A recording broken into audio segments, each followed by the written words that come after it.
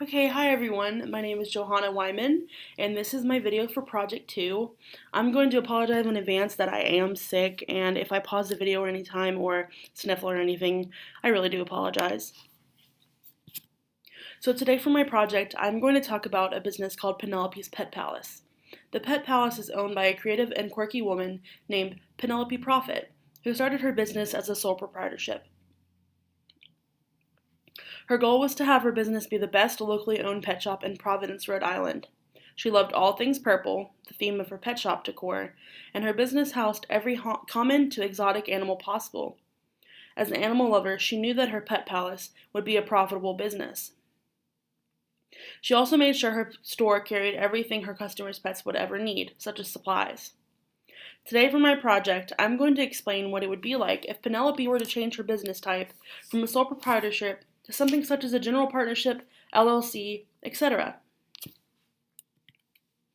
On this slide, I have all of the types of business associations that I'm going to discuss for today for you. I will be talking about sole proprietorships, general partnerships, limited liability companies, LLCs, limited partnerships, LPs, limited liability partnerships, LLPs, and corporations. I will be doing them in the order I just read them to you. First, I'm going to start with a sole proprietorship, since it is the current type of business that Penelope Profit owns. The majority of my explanation and answers were found in the textbook that we have, so I would advise my audience to open the textbook and refer to certain page numbers when I mention them. Penelope decided to open a sole proprietorship after she talked to a businessman at a local coffee shop. His name was Victor Vet. Victor owned a veterinary practice in a town 15 miles away, and told her that he was doing very well operating as a sole proprietorship. He also told her that a sole proprietorship was the simplest type of business to form, which was the route she wanted to go.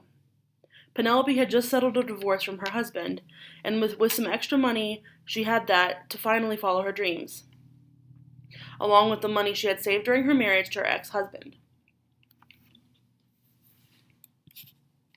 Sole proprietorships are covered on Chapter 2 of the textbook.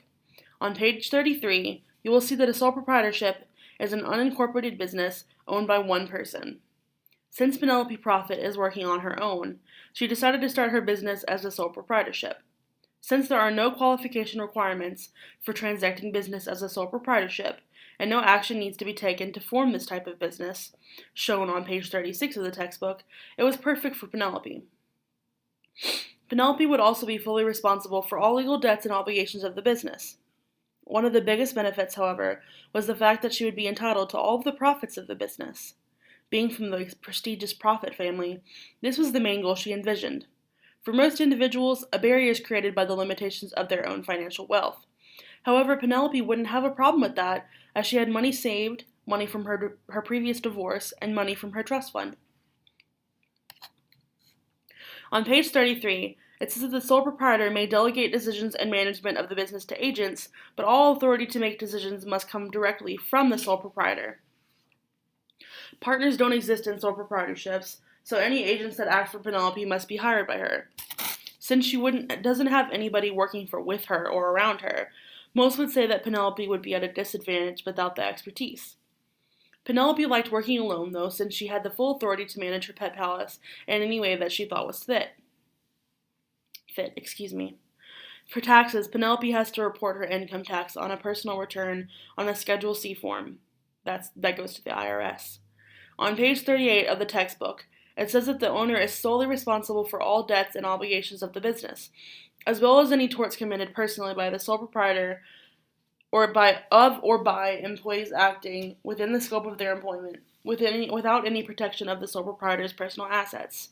The only drawback of this was that Penelope wouldn't have anyone to blame, as she always had, if anything went wrong.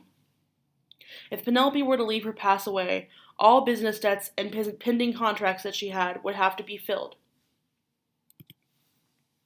Now, what would happen if Penelope didn't decide to start her business as a sole proprietorship, and instead decided to run her business as a general partnership? As defined on page 57, a partnership is an association of two or more persons to carry on as co-owners of a business for profit. Penelope always said that if she were to ever let someone co-run her business, it would be her sister Martha Profit. For Martha and Penelope to start a business as a general partnership, no formalities would be required. However, a written partnership agreement is always recommended, especially in the Profit family, where anything that protects you from being liable is a good investment. On page 62 of the text, it states that partners are charged under the 1914 UPA, Uniform Partnership Act, with a fiduciary duty to the partnership itself, in addition to their fiduciary duty to each other.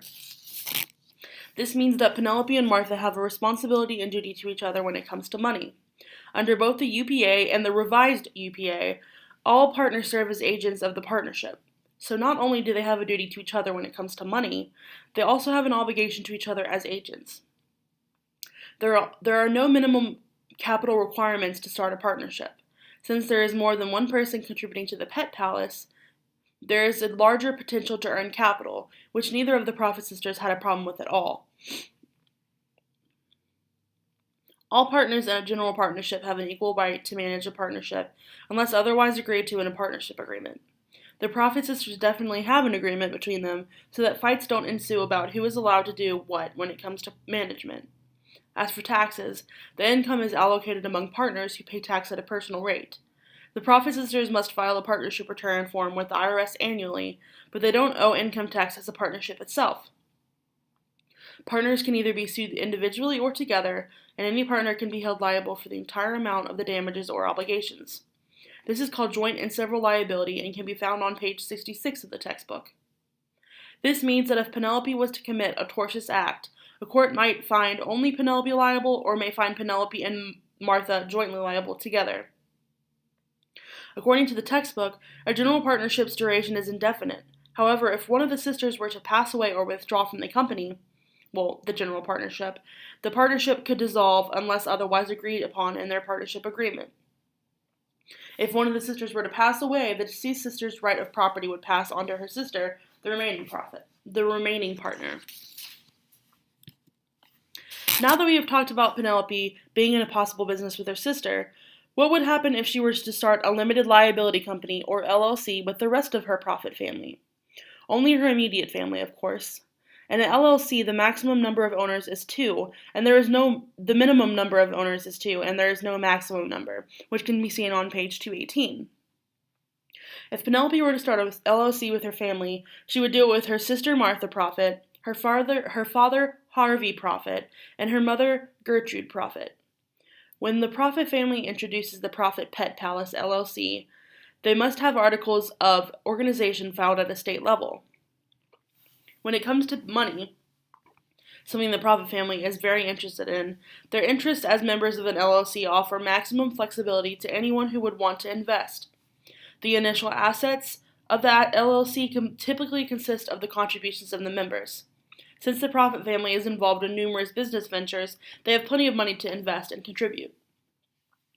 All members of an LLC have the right to participate in the business. Most management of the business is usually delegated to a board of managers. In this case, all sorts of grandparents and aunts and uncles and cousins, all in the family, comprise the board of managers. A written agreement called an operating agreement sets forth the details concerning the management, including the facts that members of the LLC are free to contribute to the management of the company without the threat of losing their limited liability status. This is shown on page 219.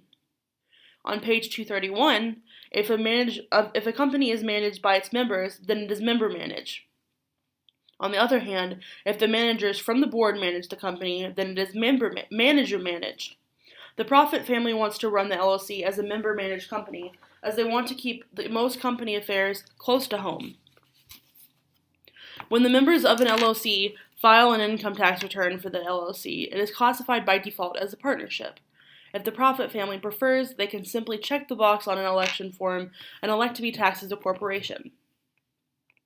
This is shown on page 218. If an LLC has no designated manager, its members are considered to be agents of the LLC in much as the same way as partners may act on behalf of a partnership. One of the benefits of the Prophet family being involved in an LLC is the fact that the owners typically have no personal liability for the debts and obligations of the company. This is one of the main reasons the Prophet parents went into the business with their daughters. They did not want to have to be responsible if one of the girls slipped up due to inexperience. Members of an LLC are not considered to be co-owners of the company's property. LLC property is owned by the company itself. A member may usually transfer or assign his or her right to receive distributions to another person. While a member may transfer his or her financial rights to an LLC, the transferee may only become a new member of the LLC pursuant to the provisions of state statutes, and the company's operating agreement. This can be found on page 222 of the text. So does everyone remember Victor Vet from the beginning of the story? The veterinarian from a nearby town that Penelope Prophet met at a local coffee shop? Well, this is where we meet him again. Suppose the day that Penelope and Victor met, they decided to start a limited partnership together instead of their own sole proprietorships. Penelope would contribute pets for sale and supplies, while Victor would exist as a limited partner that constantly advertised his separate veterinary service. A limited partnership consists of 2 or more owners, 1 or more general partners, and 1 or more limited partners. In order to form their business, Victor and Penelope's Pet Palooza LP, articles of limited partnership must be filed at a state level. A limited partnership certificate must also be filed at a state level before the entity even exists. A basic concept of the LP that is outlined on page 148 is that a limited partner must make a stated contribution to the partnership and place it at risk. In this case, they opened their LP in Victor's family's old warehouse so that the business could have a bigger space to operate, putting his family property at risk. This is his stated contribution. If Victor and Penelope would ever want to raise additional capital, they could add more limited partners to the LP. As for management, Penelope has the freedom to do whatever she wants. But as for Victor, the limited partner, he can't participate in the management or control of the business, or he will lose his limited liability status. Since the general partners are the ones who manage the business, they are actively serving as agents of the business. The limited partners are not agents, as they are merely just investors unless they try to manage the company, in which they would lose their limited liability status. On page 123, it states that the general partners are personally responsible for the debts and obligations of the limited partnership. Limited partners risk only their investment of the limited partnership. For Victor, his only possible loss would be the loss of his warehouse they used to run their business. Moreover, on page 127, limited partners can invest money without becoming personally liable for the debts of the firm as long as they do not participate in the control of the business or hold themselves out to be general partners. Limited partnerships also have the ability to pass tax profits and losses directly to the limited partners without the limited partners risking anything more than their investment, which is seen on page 129. Again, this would only be Victor's warehouse. On another note, a general partner's interest in an LLP is not easily transferable. The assignment of a limited partner's interest in an LLP does not cause a dissolution of the LLP.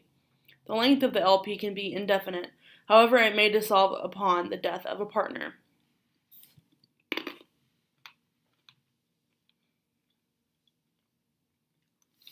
Now let's say that the LP, Victor and Penelope's Pet Palooza, is doing well, but could use some extra money to run their business and offer their customers more. The option that they could go for would have to be to change their business to a limited liability partnership or an LLP. LLPs require 2 or more persons, which they already have with the 2 of them. Opal Opportunity, one of Penelope's old college friends, owns a very successful business in New York City. When she heard news of Penelope's new business with Victor, she called Penelope and let her know that she would be interested in being an investor. Opal also had 4 other employees who wanted to invest in Penelope's business as well. For Victor and Penelope to actually start an LLP, they would need to file a statement of qualification with the Secretary of State in order to exist.